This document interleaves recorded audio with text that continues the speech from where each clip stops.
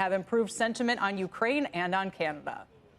Absolutely, Kelly. A lot of moving pieces here. First, on Canada, we're hearing from Ontario Premier Doug Ford. We knew that he had a call scheduled today with Commerce Secretary Howard Lutnick. That was the level of communication, even though President Trump was not speaking with the Prime Minister. Ford and Lutnick have now put out a joint statement saying that they have agreed to meet in person 2 days from now on Thursday to discuss a renewed USMCA, and they're doing that ahead of the April 2nd reciprocal tariff deadline. Canada also says that Ontario has agreed to suspend its 25% surcharge on exports of electricity to Michigan, New York, and Minnesota. So a potential breakthrough there, Kelly. What we don't know for certain yet is whether the White House will lower those 50% tariffs that they're threatening back to 25%, or at least take the threat off the table of going to 50% in exchange for this. But we do know it was the electricity, the threats of electricity getting cut off, that led President Trump to make that threat earlier today. We can hope, or we'll keep an eye on whether now he will remove that threat,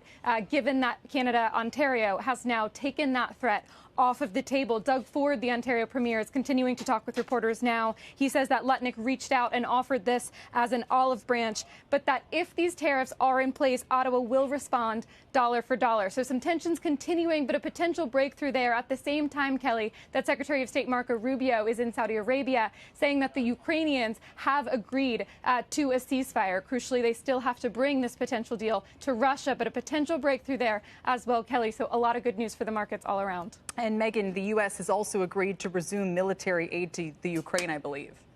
Yes, absolutely. That temporary suspension is now lifted. So it looks like conversation